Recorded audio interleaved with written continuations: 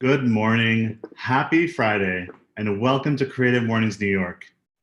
My name is Kyle Baptista. And I'm Christina Hug. We're both members of the Creative Mornings HQ team, and we're happy to welcome you to Creative Mornings New York. We're so glad you're here. Thank you for waking up early with us or staying up late. We're proud to be one of over 70 virtual Creative Mornings today alone. So if this is your second or third Creative Mornings event of the day, kudos, thanks for coming. We're lucky to have you here. We love the opportunity these online events give our global community to connect outside of their local chapters. So a warm welcome to you all. For all of you joining on YouTube today, welcome and hello. We see you, and we are also glad you're here. Lisa and Monica on our team are in the chat to help you out with any questions. To give you a sense of what you're in for today, this is not a webinar. We're going to be engaging with you and inviting you to meet some of your fellow community members. Trust us, it's going to be fun. If you need to stretch, move around, or get a coffee, please do, and bring us along so you don't miss anything. But maybe leave us behind if you're going to the bathroom. We're going to be with you for the next 15 minutes, getting us all settled and warmed up, and doing our best to give you a full Creative Mornings experience, just virtually. This is an intentional space that showcases some of the core elements that make a Creative Mornings event special. That's right. Now we're going to have a full welcome to Zoom moment a little bit later, but for right now, we're going to give you a few hot tips for this part of the program. First off, turn on your video. At our core, we are a face-to-face community, and we'd love to see you. You are all on mute, given the size of this Zoom room, but if you want to clap, you can always do this. There will be moments where your event view will change as we spotlight different participants. Alexa's going to walk us through this in a bit, but a note to our YouTube viewers, you have front row seats to our host view, which is our recommended way to experience this event. Also, if you're on Zoom mobile, you'll want to swipe right to the speaker view screen to make sure you can see the folks for spotlighting. And if you're just joining us, welcome, and yes, you are at our virtual Creative Mornings New York. I'm Kyle, and I'm here with Christina. We're both from the Creative Mornings New York team, and we're helping host the community engagement part of today. Okay. So let's have some fun in gallery view. For those of you who are seeing just me on your screen, that means you're in speaker view. And trust me, you are missing out. You want to toggle between views by looking at the top right of your screen. There's a button and you can click between speaker or gallery view. If you're on a tablet, it's probably on the left-hand side. This is my favorite feature. So often at events, we come into a space and we only really have a relationship with the speaker or maybe the people sitting next to us. Gallery view lets you see the other creative folks who are here with you today, and you can wave at each other. All right, so now we're going to use this view to see into your world a little. We're going to do a scavenger hunt. For this activity, we'll be spotlighting videos so everyone can see what we see, but for the sake of time, you will likely still remain on mute. If you don't want to be highlighted, you can turn off your video or simply don't follow the prompt. To get you moving around and engage with your surroundings, we're going to give you 3 prompts. We will start a timer for 30 seconds each time, and we want you to run and find an object in your home to share what matches the prompt. Kyle, what's the first item we're looking for? I want to see a living thing. So if you have a plant, an animal, or even if you happen to have a human somewhere with you, bring them out. Let's see them on screen. All right. Karen was very quick. I'm going to spotlight your video to see this lovely green friend of yours. That is beautiful. Awesome. Ooh. Matthew, the lovely plant, looking good. Got a lot of plant vibes. I see Avery with an animal. Yes. Hi, doggy. And we have Jeffrey here calling in from Melbourne with a, what does that label say? We have a little sourdough starter there that he's been carefully harvesting. Definitely a living thing. All right, so the next one we're looking for might be a little more challenging. I would like to see your favorite piece of art. I'm gonna see who brings us with them, who tears something off the wall. What do we have? 30 seconds. Oh, Simone, nice. a lovely painting, drawing there. Digging that. We've got another large off the wall situation over here. Got pulled down. Awesome. Bill, I love it in New York. Wow, this is really beautiful art.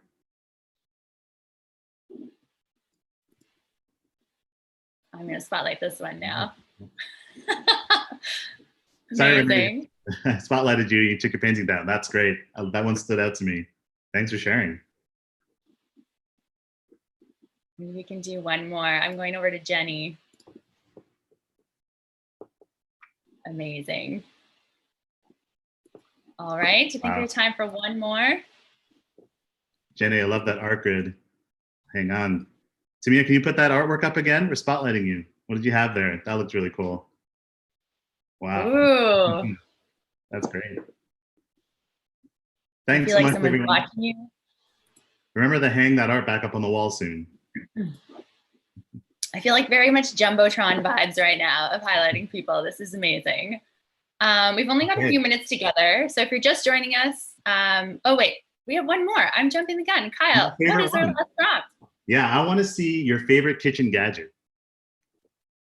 And you have 30 seconds. In the meantime, I brought mine out, which is my lemon squeeze, lemon and lime squeeze. Good for salads, good for G&Ts, multi-purpose. Okay, who do we have? Who do we have? I see another lemon squeeze. Oh my gosh, there's so many lemon squeezers. I'm gonna spotlight. Sorry, Catherine here with the underappreciated funnel. What else do we have? Going bold. Joanna and David with a knife. Amazing. Kyle with the, is that an express chopper it looks like? Amazing. I want to see what's happening with Katie. Look at this octopus situation. That is amazing. Very cool, Katie. Kyle, do you see any more? Let me see. I can't. Do one more. I don't know what this is, Tim. Oh, it's a skillet. Wonderful. Classic. Good size. Classic. Great for eggs. Great for everything. Awesome. Thank you all for sharing. Thanks for running to your kitchen. If you brought a knife out of your kitchen, please just do us all a favor and return it now. Just walk back over there, but don't put it on the table. Don't put it down anywhere else. Put it right back in that holder. We're getting some definite octopus love in the chat right now, so that was a highlight for sure. If you're just joining us, welcome. Yes, you are at Creative Mornings New York. You haven't accidentally stumbled into an incredibly enthusiastic kitchen gadget meetup. I'm Christina. I'm here with Kyle. We're both from Creative Mornings HQ and helping host the community segment of today's event. And we're so glad you're here. We're going to throw it over to our colleague, Alexa, and she's going to help you get comfy in the Zoom room. Alexa, welcome. Hi, everyone. It is so lovely to see so many faces here. Oh, sorry, my straw. Well, this was my kitchen gadget. It's my straw. I carry it everywhere. Got in the view, but I am here to walk y'all through a couple quick Zoom things. Some of y'all will be really comfortable with Zoom. Some of you are new to Zoom. For everyone, this is for you. So the first thing I want to remind you, and Christina already chatted about this, is that throughout the event, we really encourage you to kind of toggle back between speaker view and gallery view. And with that, we want to make you feel like you are in the room with us. So if you have a reaction to something, or you're smiling, or you're laughing, like, don't be shy and show it to us. If you want to make a quick DIY sign, you can use a little pen and paper. This is a little flip one, so it's totally easy. But we really want to see your reactions. You can share emojis in the chat. You can, just give us all your love. We really want to kind of feel you here with us. So another way that we want to be able to connect with y'all is through your social media handles. So you'll notice that everyone from CMHQ has put their social media handle in their name. So we're going to invite all of y'all to rename yourselves by clicking participants. And then when you see the pop-up next to your name, there'll be a button that says more. You can rename yourself, and we invite you to add your social handle there. So if you say something that somebody loves in the chat, they can always click you and find you on that handle. Another quick note, like I said, I'll be toggling back between speaker view and gallery view. For those YouTube viewers, you're going to see what I see. It'll be a great time. For those of you who are on Zoom, you get to kind of control what your viewing settings look like.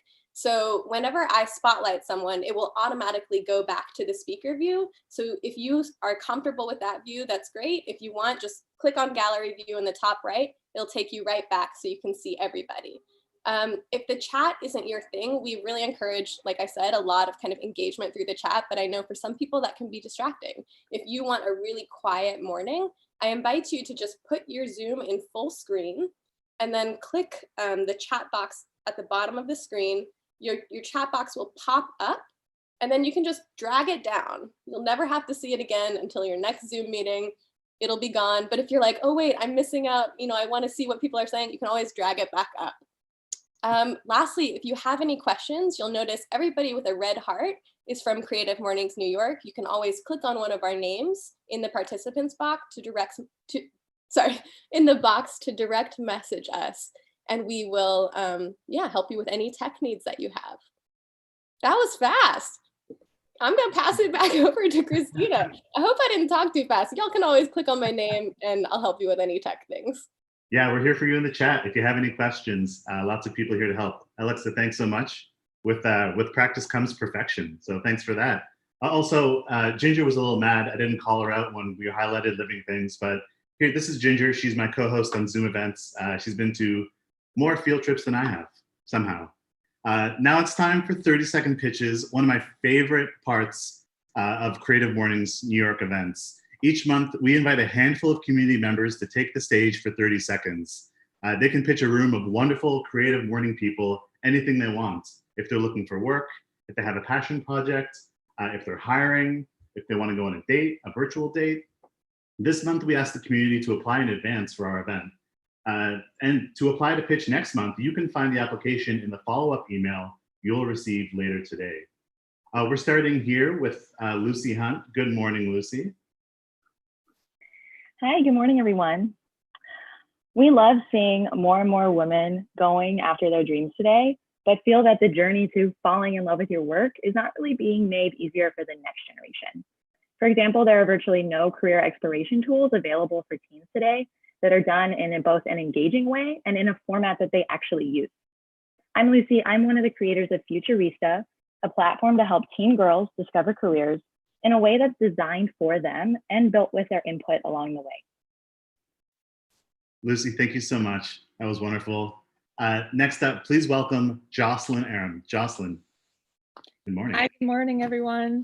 Right now, for so many creatives and creative organizations, it's challenging to make new work. But did you know that there are actually creative ways to leverage the years of valuable stories and content you already have in your archives?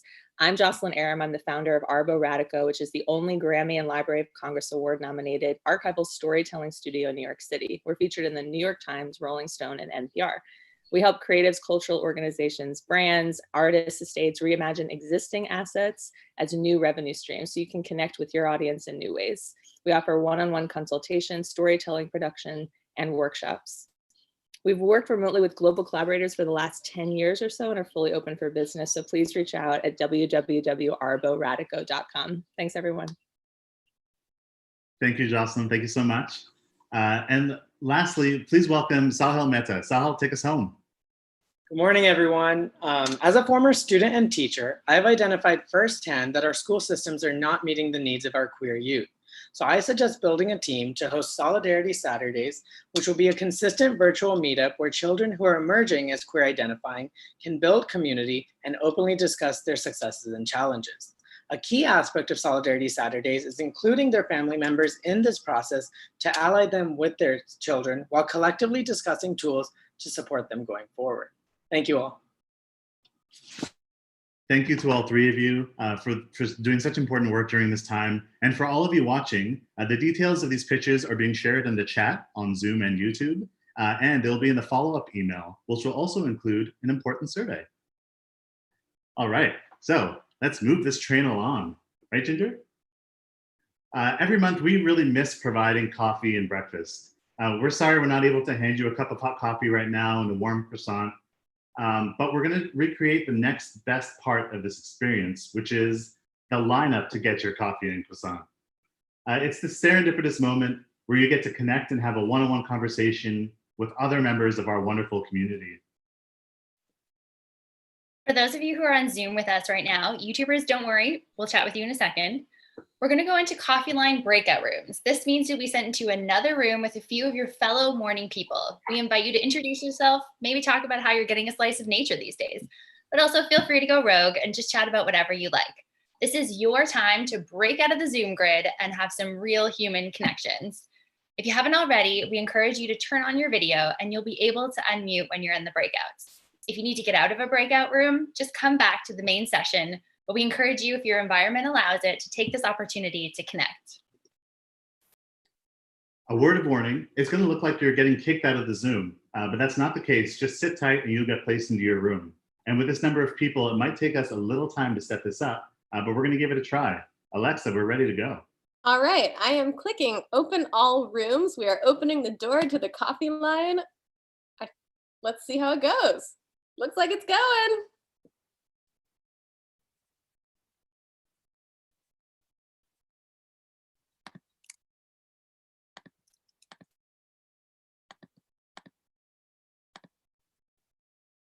For those of you, oh, sorry, for anyone who's still in, I'm assigning you to a room now, just so you know.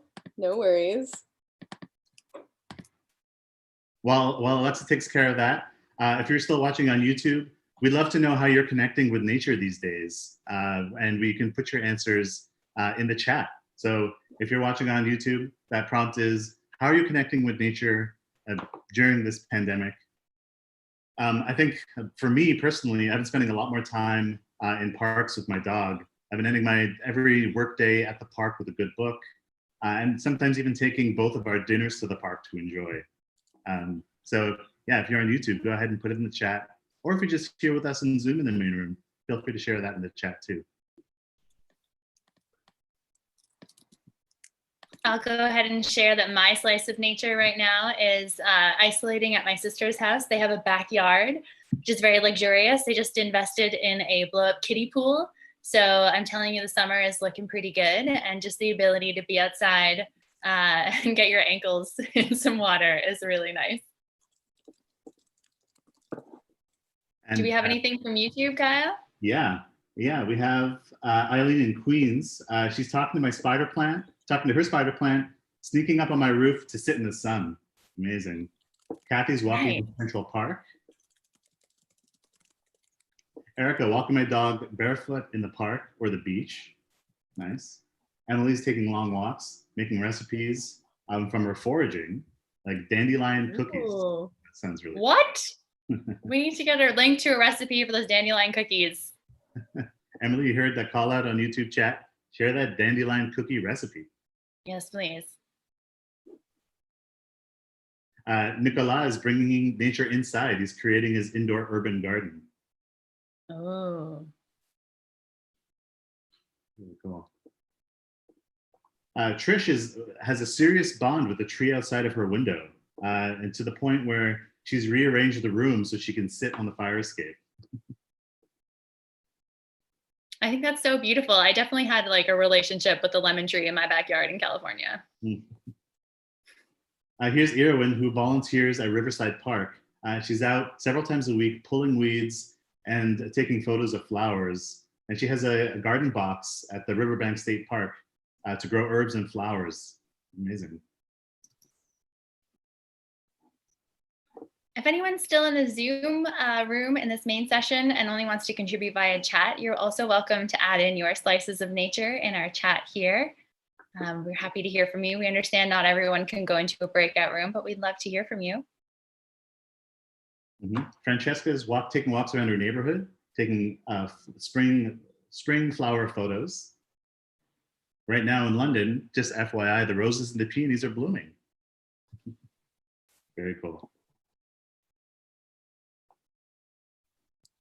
I love taking walks in Prospect Park with my dog. Oh, that's lovely. It's been really nice.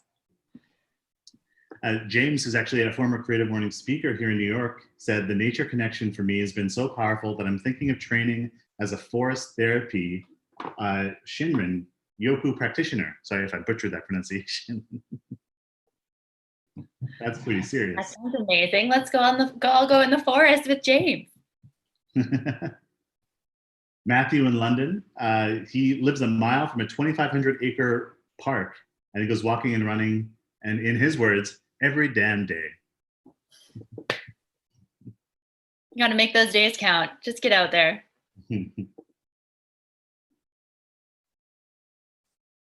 Pollyanna, I love it. says she loves connecting with the mulberry tree growing outside her window.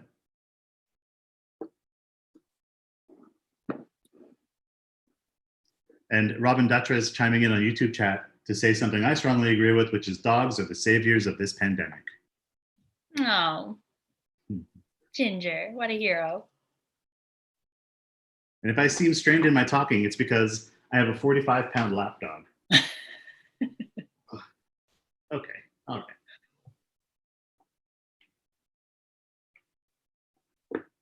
I feel like the YouTubers are sharing a lot. What else can we ask? Liz, she's replying. I'm just reading Liz's response to someone else. But Liz, good to see you. I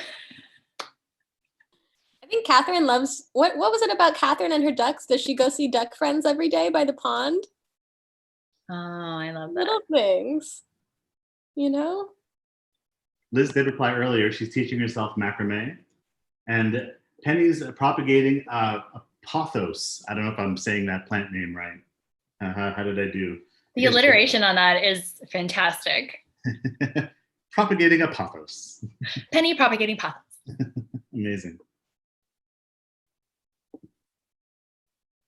Sarma has been thinking about getting their horticulture certificate. Some serious nature career changes here, which is pretty incredible. This is an investment in nature.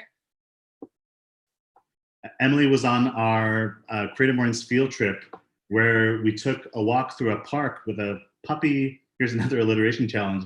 A puppy poodle named Roman Noodles. It's more of a rhyme than alliteration. I was on that field trip. It was pretty amazing. And you should definitely check out field trips if you haven't yet. That was really fun.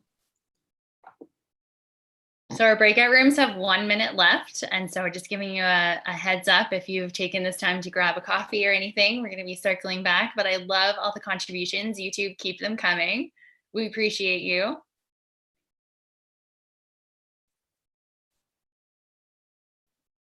Penny's corrected my pronunciation of pothos. It's potho, she believes. Jury's out on that one. Chime in the chat if you know. Can we get a poll going?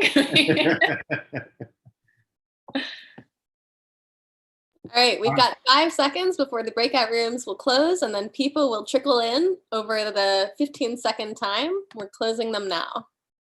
Last one, Karma said on YouTube, she's enjoying the trees and the turtles in Prospect Park. Karma, if you can let me know where those turtles are, I need to investigate closely.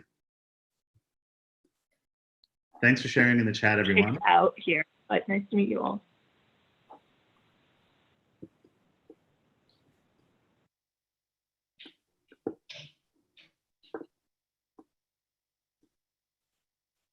Looks like we're all back. Amazing. So breakout rooms worked, which is really exciting. Welcome back, everyone. We are thrilled that we hope you had a chance to connect and maybe made some new friends in your coffee line. All right, so moving on to another favorite tradition. Every part of this event is a favorite tradition of mine. Let's just say that.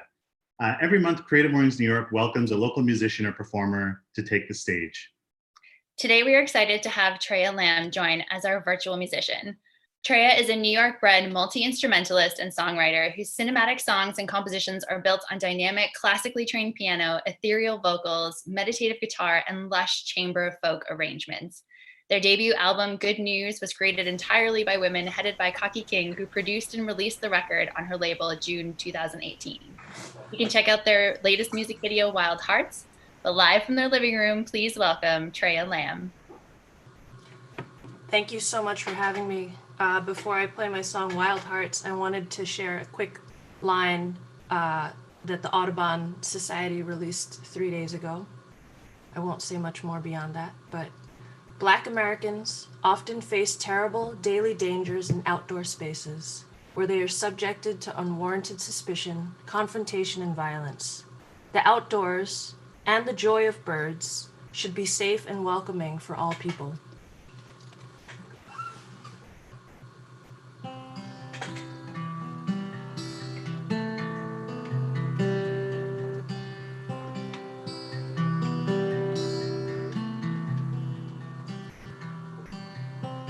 Our minds are aligned by this appetite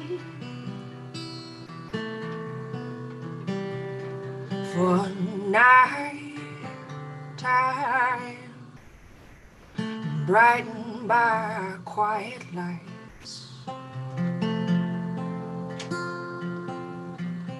I think too much, my head is always rushing, and I'm losing touch with my dreams. But with your kiss, it all comes back to me. Won't you come back to me?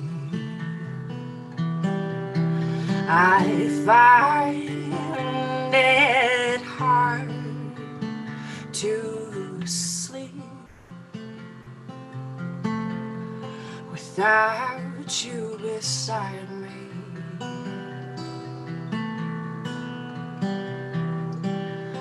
In the daily race, it's all work and no play, wasting our youth away.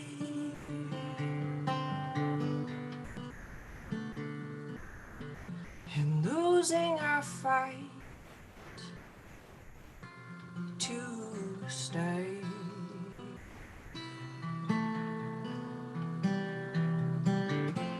Come with me out of this city, and don't let's make a home where the wild hearts roam.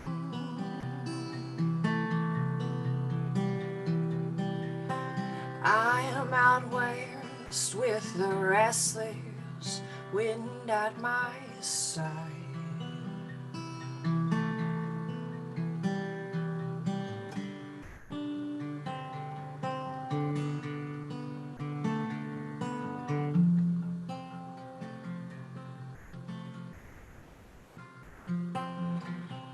Late at night, waiting up to see all the stars.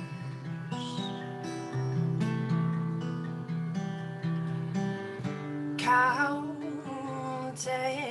down the hours till I'm there where you are.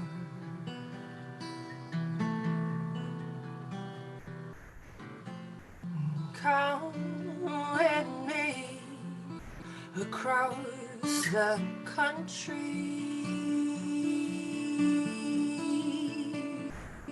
and don't let's make a home where the wild hearts roam.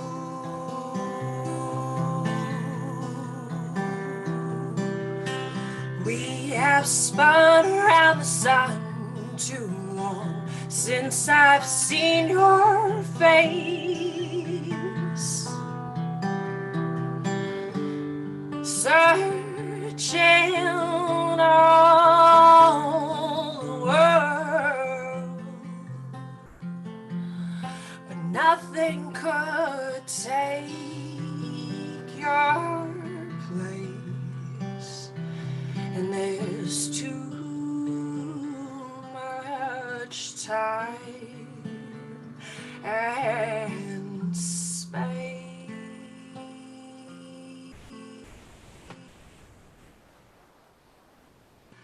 between our embrace.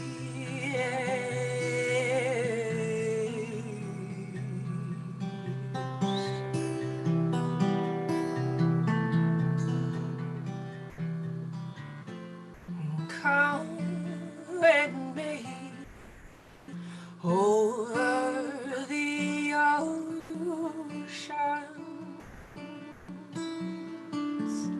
and don't let's make a home where the wild hearts roam.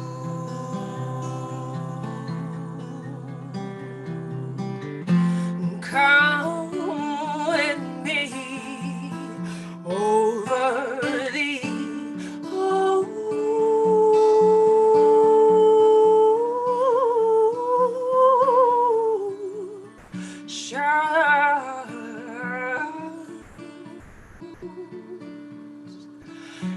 So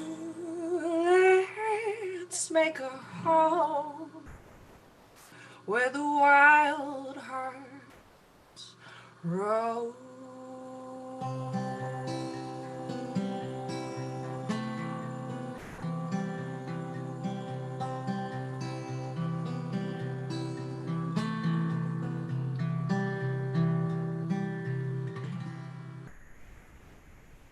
Thank you so much. Shreya, thank you so much. That was beautiful. Thank you for that.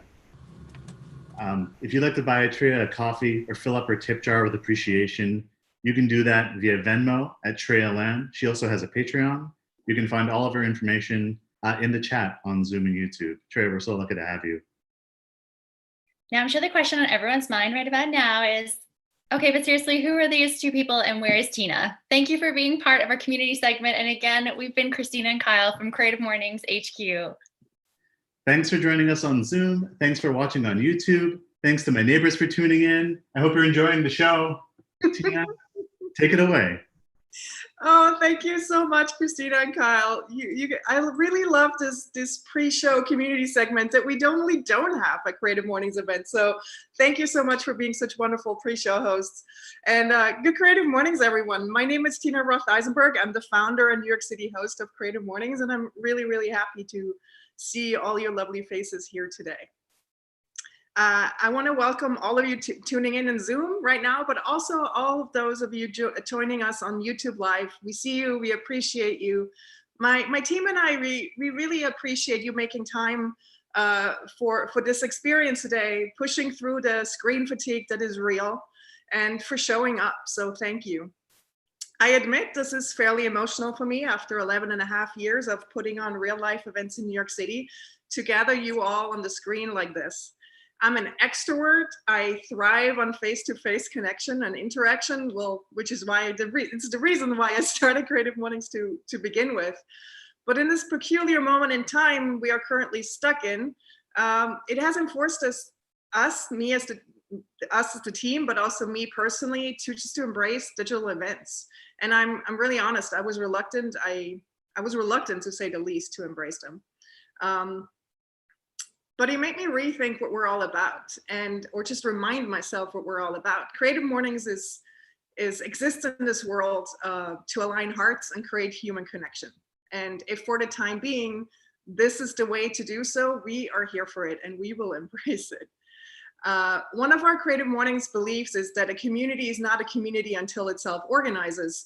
And let me tell you, our chapter hosts sure did self-organize in the face of this global pandemic.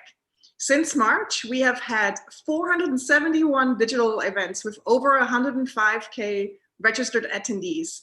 Our chapter hosts and their teams fearlessly jumped off the digital event cliff, as I call it, and started assembling the plane mid-flight. If you're one of our volunteers tuning in right now, give me your jazz hands. I want to thank you for all of the hard work you put into making the events in your city happen. The way you're showing up for your local communities is really making a difference, and pulling off a joyful, thoughtful, safe digital event is a really heavy lift. It might not seem like it, but it really is. So thanks to our global volunteers who are tuning in right now. So over the past few weeks, I've attended numerous Creative Mornings from the comfort of my living room, which is something as a founder I couldn't do before. And I'm completely blown away by how our hosts are able to recreate the feeling of generosity and warmth and joy that we usually see at Creative Mornings events, but they're doing it digitally. So at this point in my life, Fridays are a trip around the world, and it can be yours too if you want to. Last week, for example, I got up at 3:30 in the morning. I admit it was rough, to attend the first ever digital London event. I logged on and it was so delightful. Like, I logged on and it was like some groovy tunes, which we copied from them today. And everyone was like swaying and grooving in their living room, and it was absolutely glorious. So if you want to connect more with this community, you can now also go beyond the regular chapter events, because we now offer something called field trips. They are free workshops and experiences led by the community for the community, and they're absolutely free. As a response to the pandemic, And as us wanting to connect the community more, we hosted our first digital field trip on March 22nd, and we have hosted 133 since. That makes a total of 53,000 registered field trip attendees, which makes my brain explode. And that just in a matter of a few weeks. Christina, our charming pre-show host, she's actually the one that's making them all happen, lining them up. And just give her a shout out in the chat. If you have attended a field trip, just give her some love, because she is freaking moving a giant mountain right now, and she deserves all of the gratitude for doing that. Virtual field trips are an offering that didn't exist before the pandemic. And but the field trips wouldn't exist if it wasn't for you, this heart-forward community generously showing up for each other. And I have attended a few of them myself over the past few weeks. For example, I have danced wildly in my living room, very much to the chagrin of my teenage daughter. I learned American Sign Language. Thank you, Kanara. I think you're here today as well. You're tuning in. I went on a virtual dog walk through a park in Boston, which was just absolutely delightful. And I drew a map of my apartment on a banana. That was so much fun. And it's also the perfect segue for me to introduce you to this month's Manifesto reading guest of honor, Anne Dittmeyer. Anne is a gifted and charming workshop facilitator and hosted 2 field trips in which she prompts the participants to make a hand-drawn map or multiple maps. And one of them was on a banana, and it was really delightful. It was so absurd. So Anne, who's known, there's the banana. Anne, who's known as prête à voyager, which means ready to travel on the internet. She wears many hats. She's a designer who writes, a creative coach, and a consultant. She's an American by birth and French by hard work, and is calling in from Paris today to read our manifesto. So welcome, Anne. Thank you, Tina. The field trip was, it totally changed my entire quarantine experience and got me ahead of schedule on my goals for the year. So thank you and the entire team. Oh, thank you so much. And I can never look at a banana again without feeling I need to draw on it, by the way. I've never talked about bananas so much in my life, so you're not alone. So for context, for those of you that maybe are tuning in for the first time, every month we read the manifesto as it sets the tone for our events and reminds us of what our organization is all about. So Anne, you're a guest of honor this month. Please take it away. Everyone is creative. A creative life requires bravery and action, honesty and hard work. We are here to support you, celebrate with you, and encourage you to make the things you love. We believe in the power of community. We believe in giving a damn. We believe in face-to-face connections, in learning from others, in jazz hands, virtual claps, and virtual snaps. We bring together people who are driven by passion and purpose, confident that they will inspire one another and inspire change in neighborhoods and cities around the world. Everyone is welcome. Thank you so much, and it's so lovely to have you. And thank you for the field trips you've hosted so far. And I hope you're going to host more, because you're just really good at it, and it's delightful. So thank you, Anne. Thank you, Tina. All right, so give me if you're here for the very first time, can you maybe raise your hands or give me jazz hands? All right, there's a few of you. At real life events, when I ask this question, I usually say, I want you to know just how welcome you are, and please come up to me afterwards and I'll give you a hug. It just really doesn't translate to this format. So just consider yourself hugged. What the heck, all of you consider yourself hugged. I'm just really happy you're here. Because oftentimes first timers that attend our events here in New York don't realize that Creative Mornings doesn't just happen in New York, but actually happens in 216 cities and 67 countries around the world every month for free. As I call it, Creative Mornings is an engine of generosity made possible by our volunteers and fueled by companies that believe in this community. Companies, as I call it, that give a damn, that believe in the power of meeting up. And I want to introduce you to the 3 global partners that make this all possible. And I want to start out with MailChimp. Look, I have analog slides. MailChimp has been supporting and growing us growing with us for 11 years straight. Talk about a company who's really committed to us and believes in our cause.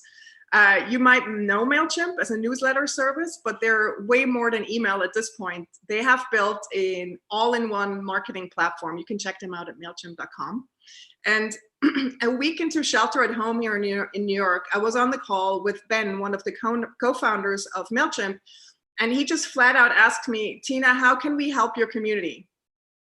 And as I was dealing with the falling apart of my other company, and I was really stressed out and worried about money, I just said, just how we need rent relief, Ben, give us subscription relief. Just give us a few months free. There's so many people who just don't know how to get by right now. In his typical calm Ben fashion, he just nodded, got off the call, and he made it happen.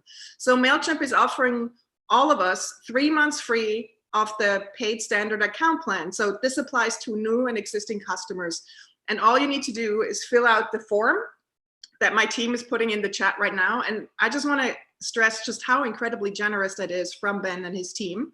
And the offer expires May 31st. So get on it ASAP. Next up, we have WordPress. I've been personally a loyal WordPress user with my personal blog for over a decade. I love their platform. And they're currently offering free 30-minute webinars every day for anyone who is interested in learning more about how to build a website or bring their business online. So you can check out topics, watch recent recordings, and register today. The link is in the chat right now. And last but not least, I'm excited to thank Basecamp, our newest global partner. I'm honestly really, really proud to have gained Jason Fried's trust in this partnership. He's one of the co-founders and an overall thoughtful and kind human. And over a dinner a few months ago, he said to me, Tina, we deliberately don't advertise on Google or Facebook, but instead, with the money that we save for not doing that, we can support communities like yours. And that really moved me. So if you're not familiar with Basecamp, I recommend you check them out. It's an impressive tool that helps you manage projects, keeping everything in one place and super organized. I personally use it for my companies and even my personal projects. And Basecamp has been a remote company for years and wrote a guide on this very topic. They say remote work is all about communication, and this month they're generously sharing their internal communication guide to communication. And you can see the link in the chat that Catherine is putting in. So thank you, Basecamp, for supporting us and this community and for making us all happen. All right, are you still with me? Yes, cool. So every month, Creative Mornings has a global theme to which all chapters pick a speaker, and this month's theme is nature. It was chosen, hold on, I'm gonna have very analog. I still don't have a color printer, so I'm just gonna show it to you on, and I really don't like the slide feature in Zoom, so I'm just gonna show it to you on my phone. The theme was picked by the Salt Lake City chapter and illustrated by David Harbin. All right, it said show slide in my notes here. I did it. All right, so and I'm so excited. This is like, I'm so excited to introduce our guest today. All the portion of the event you've all been waiting for. I'm really happy to welcome Jocelyn K. Glei. She's a woman I have a deep respect for, and I'm very lucky to call my friend. I met Jocelyn in 2014 when she invited me to speak at 99U, a conference that she created together with Scott Belsky. 99U came out of Behance, which means that Jocelyn built a 99U, a startup inside a startup, which is crazy in itself. So 5 years ago, she left Behance and launched fearlessly into her own projects. For example, she published a book called Unsubscribe. She launched a podcast, which I love dearly, called Hurry Slowly, created an online course called Reset, became a Reiki master, and is just about to launch her latest course called Hi-Fi. And that is just the broad strokes, because that's not even all of it. But the point I'm trying to make is that whatever Jocelyn creates is impressively thoughtful, high quality, and really nourishing. I have a deep respect for the human that is Jocelyn K. Glei. So Jocelyn, welcome. I'm so happy you're here with us today. Thank you so much for having me. Such a pleasure.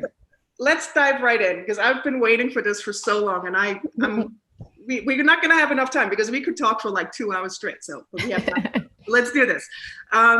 In 2016, you gave a Creative Mornings talk in LA. And in the opening, you described yourself as follows. Type A, really obsessed with work and time management and winning at Scrabble. I am obsessed with making stuff, understanding how the creative process works, and disturbingly achievement oriented.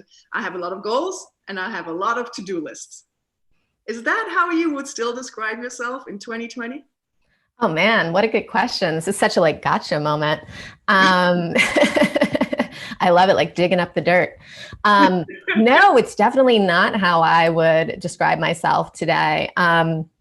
You said I left 99U, which was kind of the startup inside a startup 5 years ago. And both there and now, I really have spent a lot of time like studying productivity and like creative's relationship to productivity. And in that process, basically kind of learned how much we all need to be sort of healed from our addiction to productivity, and have been very much like undergoing that process myself since I kind of left that startup world, which is of course kind of like the peak height of sort of productivity focus. 'Cause it's all about scale and scale fast. And I don't want to misrepresent my environment at Behance. It was wonderful. But I got really ambitious and was kind of tapping myself out. So yeah, I've made this really big shift, I think, from being someone who was, just really obsessed with being productive and super, super achievement oriented, and really doing that. I think the big shift has been sort of doing that to the detriment of maybe like my relationships or my mental health or the health of my body. And so I've really been trying to make a personal shift to working in a way that's more nourishing and more sustainable. And, Hurry Slowly was really about like talking to people about kind of how to do that and how to make that shift. So it's really sort of an extension of my own curiosity about how to learn how to work in a more sustainable way, basically. I mean, when I announced on my Instagram and on Twitter that you're going to be our guest this month, I got so many DMs of people literally gushing how much they admire you and how much they admire your work. So I'm sure they're all here right now. And the one thing that I was thinking, I am sure there's a lot of people tuning in right now that really admire sort of seeing your trajectory and having been able to, get out of like the full-time job, working in a startup and making a living with your own projects. And you publish books, you have a course, and to be personally, I was really impressed by seeing you do that transition and the softening that comes with it, because you would think that starting your own businesses stresses you out even more, or like the connotation that it has is like you work nonstop and whatever, and you work hard. But having been your friend and seeing how you operate, it's been a really impressive transition to starting your own things, but also at the same time doing it in a very soft and flowy, gentle way, or at least that's how I perceive it. Can you maybe speak a bit to that? Because I'm sure a lot of people are right now really thinking about maybe transition moments in their lives, or maybe starting their own thing, sort of knowing what you know now 5 years in, like what sort of the advice you would give anyone who's been in the place you were in 5 years ago and is toying with the idea of going on their own. Yeah. Well, I should first say by way of introduction, because I don't want to like not be totally real about this. Like definitely that transition for me somewhat came out of some privilege, because I was part of a startup that was acquired. And so I had some financial benefit from that. And that financial benefit was huge in allowing me to be able to go out on my own. So I have to say that first, like there was definitely a lot of luck involved as well as hard work, but luck for sure. But I think what's so interesting, like I was just reflecting on this the other day, and to me, the biggest shift about working for yourself, the thing that's so crucial is just the ability to have autonomy over your own time. That's so powerful. It's something that I talk a lot about in my course Reset, like kind of how to align the way that you use your energy with, your natural circadian rhythms and things like that. So you can do the type of work that you want to do, like when it's sort of, in your body's spirit to do it. And so I think just that autonomy over your own time can be really, really powerful, and can allow you to shift with a to a different way of working without being interrupted by, these sort of meetings that you really aren't on board with, or people tapping you on the shoulder, whatever it is. Like, that ability to structure your own day is so powerful. And for me, what that's allowed is to shift to just a much more organic way of working, a sort of flowy, as you described it. I mean, one thing I talk about a lot in the podcast is this idea that like slowing down can actually make you more efficient, which sounds like incongruous. Like, what does that even mean? So I'll give you an example. Like, when I used to write, when I was in the sort of mode that I described myself at the beginning of that Creative Mornings talk in 2016, when I was in this kind of pretty rigid type A kind of mode, I would really force myself to write, even when I, just when I was on deadline, I maybe wasn't inspired, I wasn't in the mood. And so I would write in this, kind of lockstep way. And then I would end up doing like tons and tons and tons of revisions. And now my writing process, and this is literally how, like, say I wrote the podcast that I published on Tuesday, which is about 30 minutes of me talking. I just waited until I felt really ready and really inspired and kind of marinated. And I sat down, and in 2 separate sittings, I wrote that episode out. I wrote it out on paper. I don't write at my computer. And then I typed it up so I could read it, because my own handwriting is not even really intelligible to me. And then I recorded it, and it was done. Right. So it's like this incredibly efficient process of writing with like very, very minimal revisions, but it's inefficient. And then I had to kind of wait and be like, well, let me see when I'm ready. And, and then in those intervals, I did things, I accomplished things, but I had to have that flexibility. And so I think particularly for creative people, to have that autonomy over how you structure your time can allow you to move into this like more organic way of working, which is much more powerful and much more efficient. But it takes a lot of practice to get there, right? So this is a shift. It took me about 5 years to get to this kind of thing where I can really kind of flow when I write. Mm-hmm. Well, which actually is exactly why we invited you to be today's guest on the theme of nature, because to me, it's like having seen you and your transformation, to me, is like almost, well, besides also you moving into nature, which we can talk about as well. You actually moved out of the city. To me, it's also, and you mentioned that is something you think about. It's like, it's almost, you have reconnected with your own internal nature. Like, and that's what I mean. Like what you just described is like, you've become incredibly intuitive and just really listening to your sort of inner guidance. And we are both on a very spiritual path, which you have helped me on.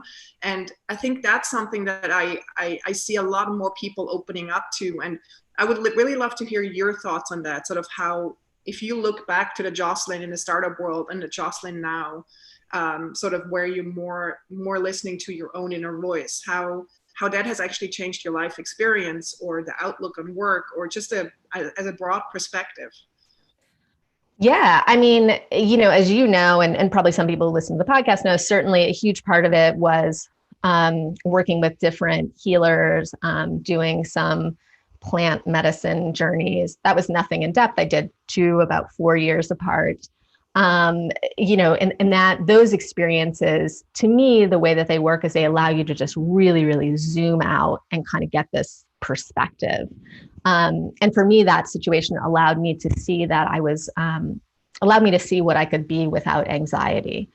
And so one of the things that I just talked about in this podcast episode on Tuesday, which is really about anxiety versus intuition, which we're talking about, right? Intuition is that from this way that we work, this, kind of really like overworked, very self-critical, sometimes kind of creative, misaligned way of working, it kind of creates these like sort of layers of anxiety and critique that, in my opinion, really kind of cover over and sort of muffle the intuition.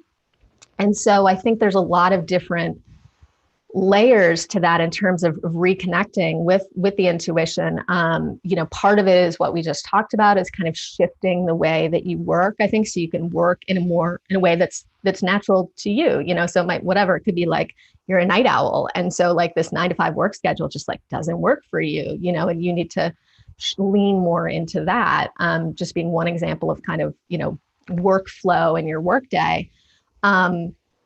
But beyond that, then there's also the level of like, I think internal self-talk is really, really powerful. And a lot of us have this I'm just speaking for myself, but I'm sure there's some people who can relate, like a very critical kind of driving sort of self-talk.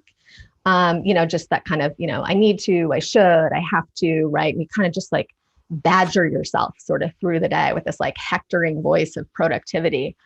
And so part of it is, and this is something that we're really working on in the new course that I'm working with, Hi-Fi, is like really looking and observing and becoming aware of that voice and trying to make it more integrated. So you don't have this like externalized like disciplinarian, but it's more sort of integrated.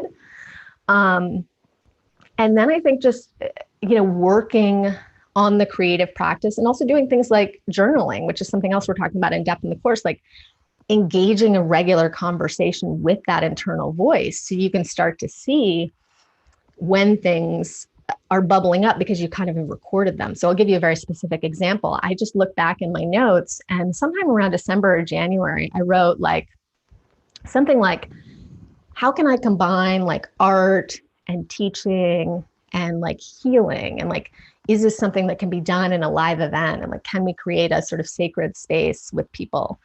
And I was thinking about these sort of different personas that I see within me, like an artist, a teacher, and a healer, like how do I combine those?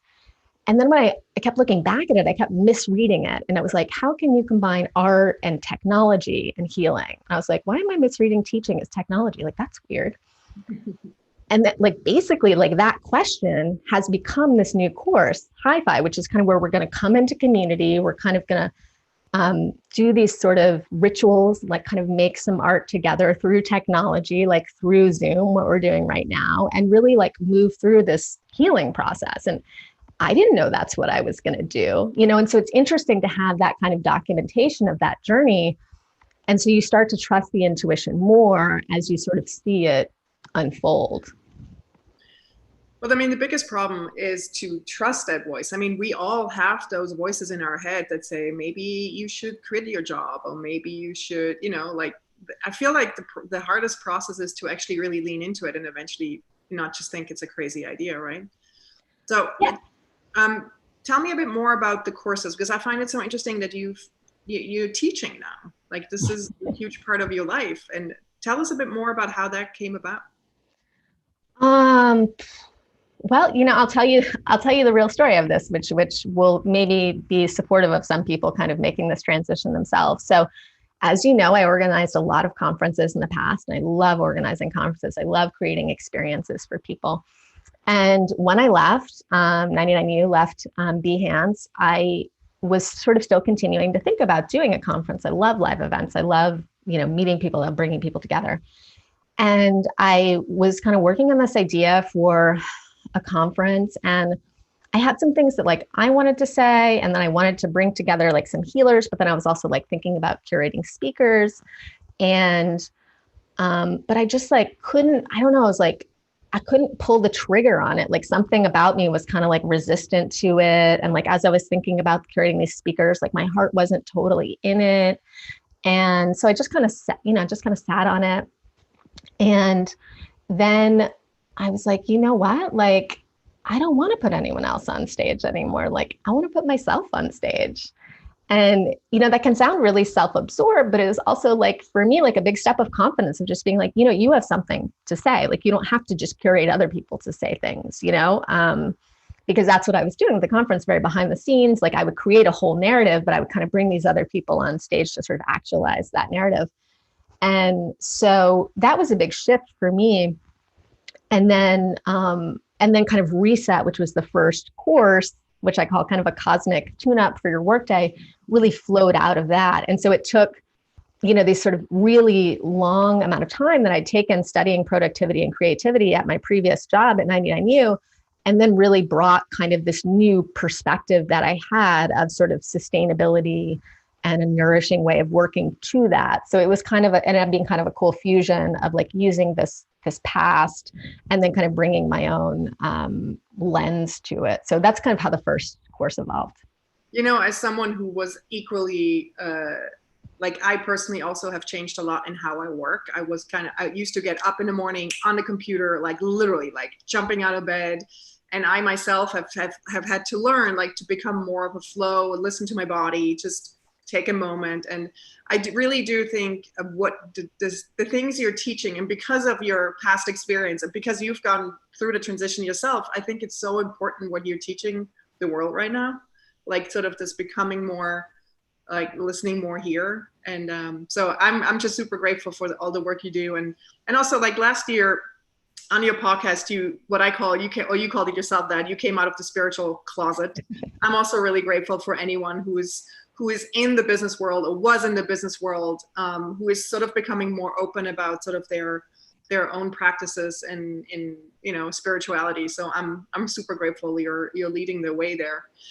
What I would love to ask you is, because I'm sure this is on a lot of people's minds right now. I mean, I've already lost multiple friends to what's currently on in the world that have decided to move out of the city. You did that and you talk about this beautifully in one of your podcast episodes. You described how you followed your intuition to move out of the city, and you tell the whole story. But what I would love to know, and you did that last October, so before we knew this pandemic is going to hit, and you moved up to Woodstock. For those of you calling in, this is about 2.5 hours north of the city, and it's a beautiful small town, and you kind of live in the woods basically right now. So I would love to know from you, sort of, because I know a lot of people are probably wondering, should I move out of the city, and sort of what has that done to you as in a life quality, or how has that changed your perception of your everyday, or how you get work done? Like, I would just love your perspective as someone who has moved out of the city and the impact it had on your life. Yeah. I mean, for me, in some ways it was a major transition. In some ways it was less of a major than it might be for some people, because I was already working on my own, working from my home office. I was kind of doing that in the city. So in terms of, and spending quite a bit of time working on my own. So I didn't have that, shift.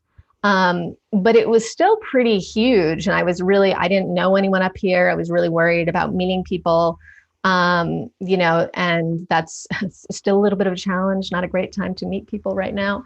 But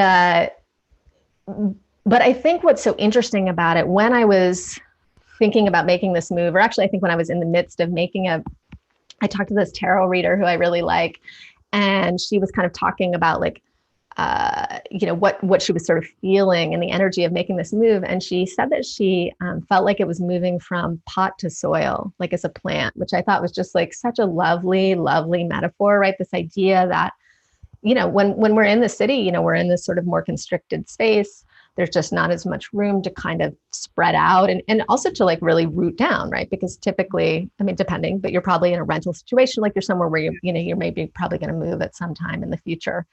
And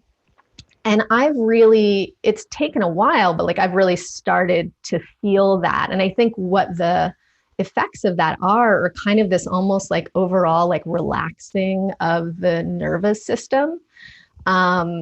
I was doing a workshop with this somatic therapist recently, and he was talking about super interesting how our energy is much bigger than our body, and how our energy field even is almost like about as big as we're social distancing now, like maybe 6 feet away from your body. And so we're going through this kind of interesting, like physical reset of like not having people in our, particularly for people who are in the city, of not having people in our personal space in the way that they normally are. Some modification of our nervous system a little bit to be okay with that. And so now we're resetting, and he was like, it's going to be really interesting to see like how once things open up again, people adapt to that again. And that's just an interesting example, I think, because it sort of indicates like, it's a good example of like when you move out of the city and you move out of this just sort of more compact space, you have this kind of even, I think, openness of energy and freedom that can really allow you to relax in a way that you probably aren't even conscious that you aren't relaxing, because you've made maybe so many adaptations just to be in contact with all of these people all of the time. So I don't know if that answers your question. I have kind of more things to say about nature and so forth, but I don't want to like go on and on. Do you feel it when you come back into the city now? It's interesting. I could feel it. Like, it wasn't like, oh, I hate the city now. It was just more like, wow, this is a lot to process, was the feeling. Mm-hmm. And I'm just really fascinated. I must really say, when you told me that you're moving out of the city, because it was such a fast decision, I remember being completely speechless, and I think my eyes popped wide open. And I was like, what the heck happened now? It's just been magical to see everything fall into place. You found a beautiful place to stay. You found a partner. You found your person within a few months. I mean, it's been magical to watch what has happened to your life. But as someone who's so in love with New York City, I'm always fascinated by people like you that actually jump. And I'm sometimes wondering, and maybe some other people are too, like, am I not seeing something? Am I just holding on? And do you have any advice to people that are fascinated by people like you, like me? Like, I don't know. I'm just like, am I not seeing it? How beautiful life could be if I left the city? I mean, I think it depends. I mean, for me, when I visited the house that I now live in, so like from ages, 0 to 6, I lived in rural Virginia, and I ran around in the woods 8 hours a day, unsupervised. Like, my parents would like ring the dinner bell at night and we come home, and like, they wouldn't see us all day, so like, that's how I grew up. So for me, it's felt like I've been like divorced from a part of myself, when I've been in the city. But I'm also someone who like loves culture. Like, I love to know what the next thing is. Like, I love to see art, as do I'm sure so many people who are part of this community, and that's why you go to the city. I think there are many reasons, but I think that's a huge one, to have access to something like the Metropolitan Museum of Art. Like, what an amazing place, and I don't have access to that anymore.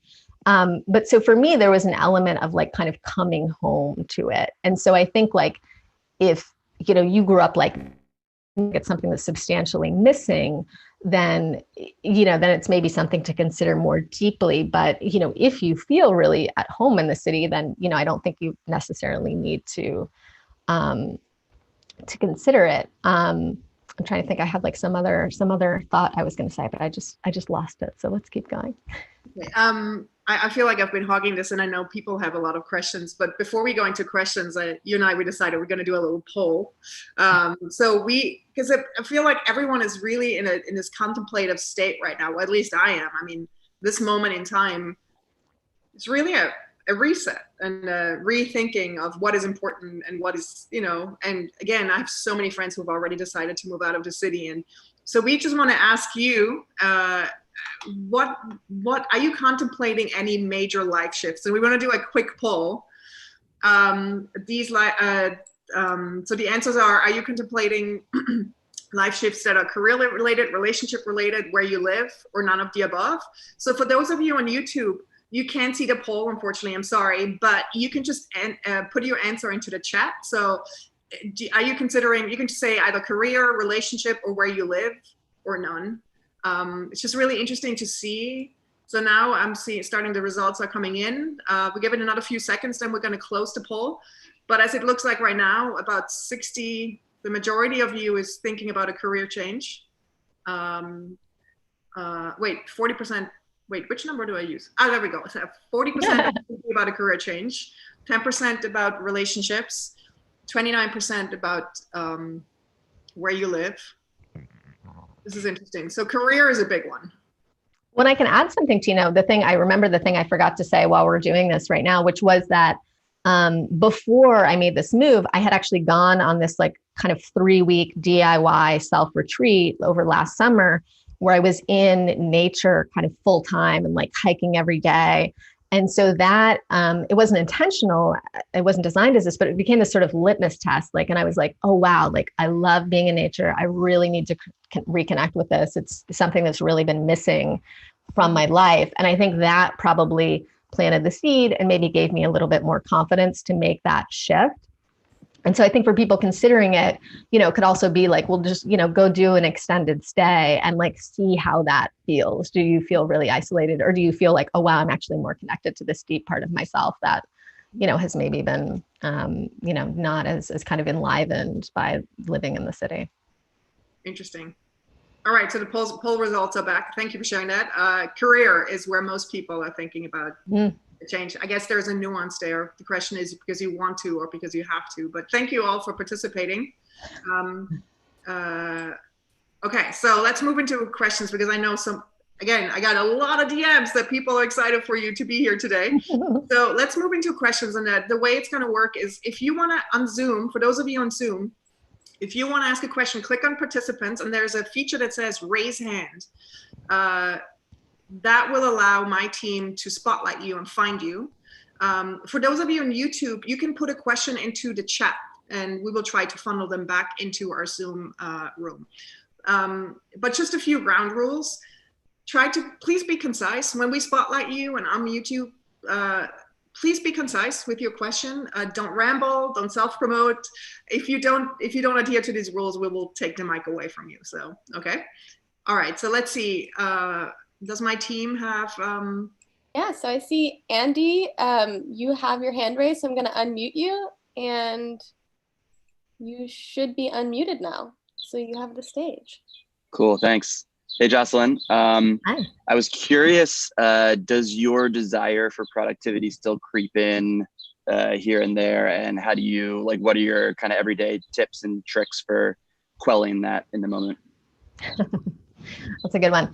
I mean, certainly, like I am at heart, like a very kind of action-oriented type of person. And there's always like lots of different things that I want to be accomplishing, so to speak. I mean, I think the biggest thing is for me is starting to have a sense of when I'm forcing it, right? When you're sort of applying more pressure to yourself than you need to. And this really applies like particularly to creative stuff, and I feel like the deeper you move into your creative practice, like the bigger a sort of bullshit detector you get. Because it's always like, well, am I procrastinating or am I not pushing myself hard enough? Right. That's the kind of dance that a lot of us go through all the time. And, so for me, the way that I solve that a lot of times is just thinking about this idea of kind of like, okay, well, like, let me check in with the energy. Like, let me sit down for like 10 or 15 minutes and try to do this thing and like, just open up the energy and like, see how it feels. Because sometimes that feeling of procrastination or stuckness comes from just like having lost momentum, right? Or not being in the energy of the project. And so I'll sit down and kind of like work with it a little bit. But then if, sometimes you do that, right? And it just opens up and you're like, oh, I just needed to like take that first step. But I think sometimes it just does, you're not feeling it. It's just like, I'm not feeling it today. And so for me, the biggest shift is to like give myself permission when I have that feeling to, say, okay, well, like, I'm not going to do this today. And the kind of support thing for that is that for me, I always like to have many projects going on. I usually like my ideal is kind of 3 different projects. And so that means that I can typically like shift to something else. So it's not like, oh, you're not doing anything. It's just like, oh, maybe I'm more in the mood for this. And like, I don't want to do this more creative type of work, but I could do this more sort of administrative or dry thing or go build this website or whatnot. And I feel like the more that you do that practice, the more that you start to become like really attuned to like, you know what, like I'm kind of like procrastinating right now. Like I should just bite the bullet and like sit down versus like, this really isn't the time to force it. And like, I should just give myself permission to, kind of step back and do something else or, take the day off or go for a hike or, whatever you might want to do. Beautiful. So we have another question from Deepti. I'm going to unmute you. So you should be on the screen now. Hey, Jocelyn. It's so nice to hear from you today. So my question is, I think going off of Andy's question is, do you have methods or like things that you do to connect in with your intuition? Yeah, great question. I mean, I think, okay, there's so many things. And that's honestly like a lot of kind of what this new course is about, which is really focused on intuition. But I think the biggest one is just thinking about creating space. So one of the things that I talk about sometimes is we live in this very consumerist culture, right? I think we can all kind of acknowledge that. But one way in which we don't think about it is that I think we're also a consumerist culture of ideas. And so if you think about, and podcasts are a great example, and I'll use it even though I have a podcast, like podcast is something where It's a new form of media that has come online recently, and it's added sort of a whole layer of consumption of ideas that people didn't have before. And if you look at the data around podcasts, most people aren't replacing other media with podcasts. They're adding podcasts onto what they already consumed. And they're doing that in these really interesting windows, right? If you look at when people listen to podcasts, they listen to podcasts when they fold laundry. They listen to podcasts when they make dinner. They listen to podcasts when they're driving to work, right? And those times are all these times that used to be your downtime, right? You used to, maybe your mind was wandering, you weren't doing anything, or, you're riding the subway. And so instead of leaving that space open for your own ideas, your own intuition to percolate up, you're just kind of like shoving other people's ideas in there and shoving other people's ideas in there. And so I think we've almost gotten to this place where we're really like hoarding other people's ideas. And particularly like right now, you're in a pandemic and a really anxious state. It's hard to really sit with yourself. But I think that practice of creating the space is the biggest thing that you can do. And there's so many ways that you can do that. Like you can do that by going on a walk and not listening to anything. You can do that by meditating. You can do that by making a regular practice of journaling. There's so many different ways, but really all of those ways are about turning off those inputs, kind of shutting them down, stepping away from a screen, and, communing with yourself in some way. And so I think making a regular practice of communing with yourself, and if you can, kind of taking notes on what comes up during that practice, is like the best way to start. Thank you, Jocelyn. We have a question from YouTube from Sarah. What is something that you know now that's maybe counterintuitive, something that you wish you had known earlier in your journey? What is something that I know now that I wish I'd known earlier in my journey? Okay, I'm gonna stall and take a sip of coffee for a second while I think about that.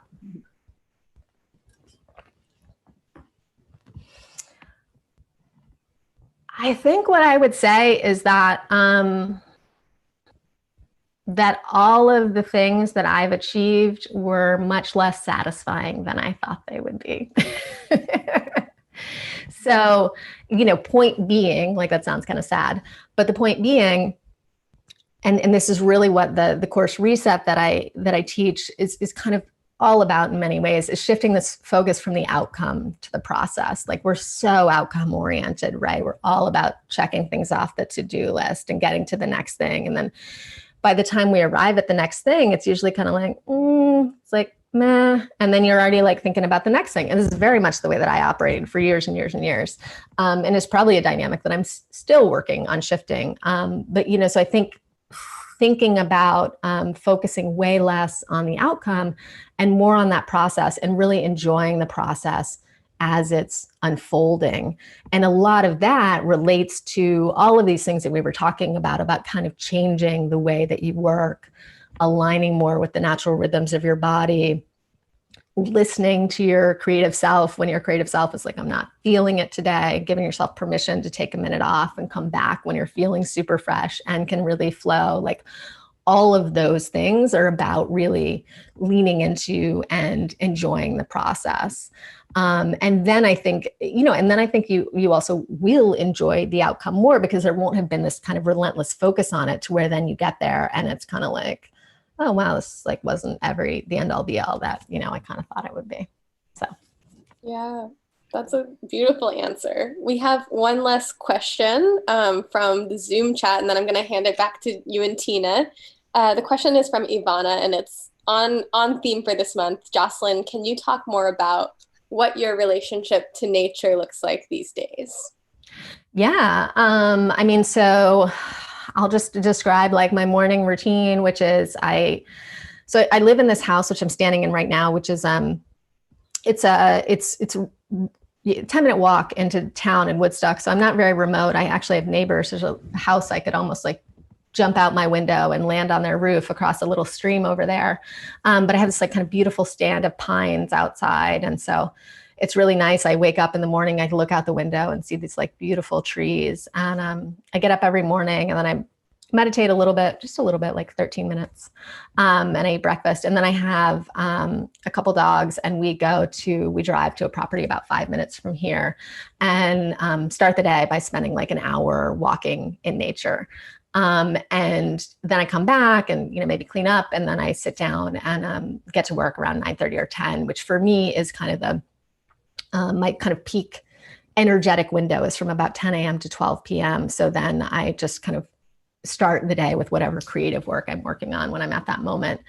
And, that nature is just such a reset for me. Like I tend to wake up often a little bit grumpy. And I have this thing where I really want to go outside and feel the day. Even when I lived in the city, I was always like, okay, I got to go like walk and get a coffee or something like that. And it wasn't so much I even needed the coffee. I just need like get out of the house. What's the temperature? What does it feel like? And that's just like such a reset for me. I do that, I come back, and I just am like always in a better mood. And there's actually a really interesting episode of Hurry Slowly from the very beginning. This interview, the third episode, the first season, with this woman, Florence Williams, which is all about nature. And one of the things she talks about is, I think it was a study that was done somewhere in Scandinavia, that if you even spend like 5 hours a month in nature, your chances of being depressed go down drastically, right? It just, as someone in the chat said, nature is the best therapy. And it really is. And in part because we're doing, a lot of times we're doing all that disconnecting from those inputs, from those screens. We're engaging the 5 senses. And that's, intensely therapeutic. And it definitely is for me. Thanks for the question. Well, that was a beautiful segue back to our theme. This is like putting a bow on it, Jocelyn, as if we prepared it. Oh man, I still have so many questions for you, but before we wrap it up, I just what do you hope for, Jocelyn, right now in this moment in time? What do I hope for? I hope that in a certain sense, I'm kind of trying to do now what I hope for. And some of that is what I'm doing with this course. Like, I really hope that we come out of this more, ready and open to being in community.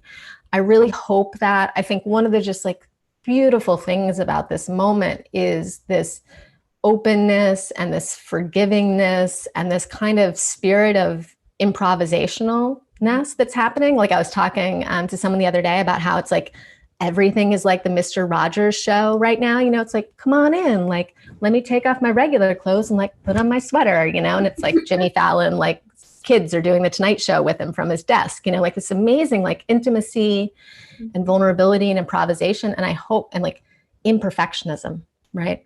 Which for me has been so liberating. And I hope that I can carry that, and we can all kind of carry that like open-heartedness, out of this moment. So I feel like that community, that kind of imperfectionism. And then I feel like just this reset of values. I think so many of us have been like, realize the ways in which we're maybe out of alignment because we've had to like look at everything we've swept under the rug while we literally sit next to our rug like 24/7, and so hoping that we can really, make whatever changes we feel like we need to make, or, make no changes and be more confident about the situation that we're in, and kind of move forward in, hopefully, having had a little bit of a recalibration. So if that resonated with people, you're saying your latest course, when you say my course, you mean the Hi-Fi that you're just about to kick off? Yeah. So Hi-Fi is really about like coming back into the body, opening your heart, and really like turning up the volume on your intuition. And it's an extremely community-driven course. Like it's very different from my previous course, Reset. There's already about 150 folks who've signed on. I'm super excited. Today is the last day to register. It closes at 5 p.m. today. And I'm doing a lot of different things to really like support and kind of be in community. And so it's really about taking this moment where we're all sort of like on forced retreat.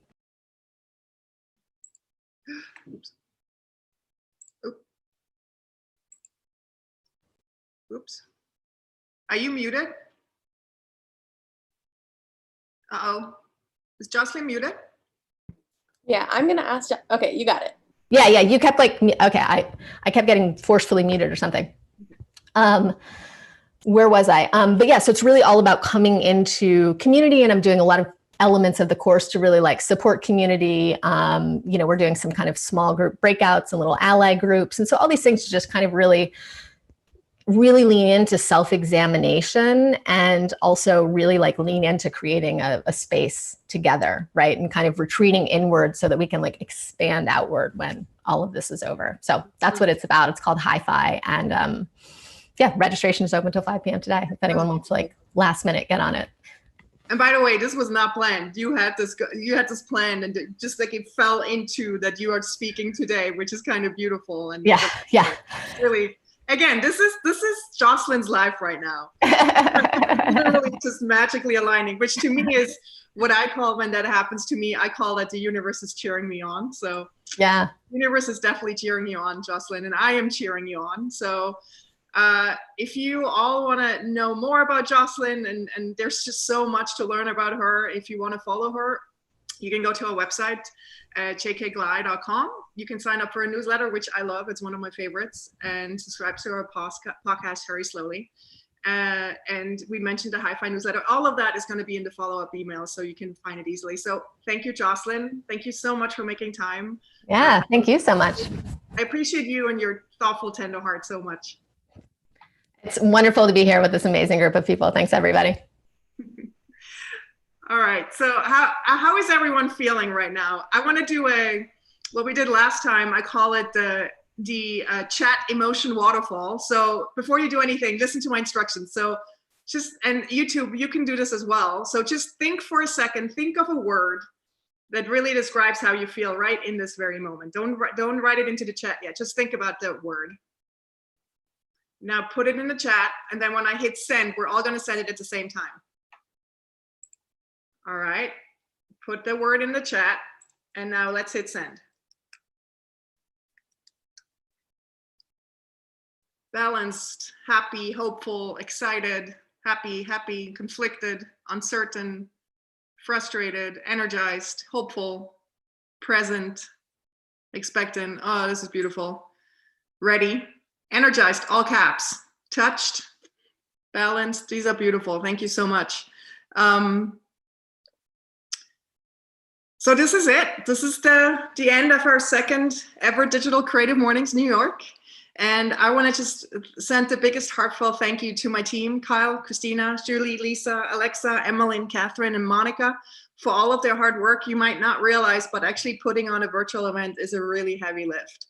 And I want to, again, thank all of our 1,500 volunteers around the world, the ones tuning in right now that run the other global chapters. You're really making a difference in this world. And I really hope that today's event has made you feel less alone and has lifted your spirits a little bit. And just, I just want to tell you, you're not alone. And if today was good for your soul and you want to tap into this community more, I suggest you check out our field trips. And we'll send out the information in the email afterwards.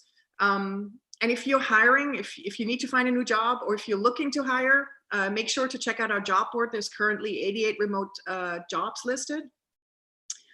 And then just thank you for being here. Thank you for showing up. I always love getting a glimpse into your living rooms and see your smiling faces. And as always, I want to just end with a quote. And this one is by Diane Ackerman. Living things tend to change unrecognizably as they grow. Who would deduce the dragonfly from the larva, the iris from the bud, the lawyer from the infant, flora or fauna? We are all shapeshifters and magical reinventors. Life is really a plural noun, a caravan of selves. So thank you for attending today's event. And now please go into gallery view. And so you can have another look at this beautiful community as we're gonna groove and dance out of this event. Kyle, can you crank the tunes?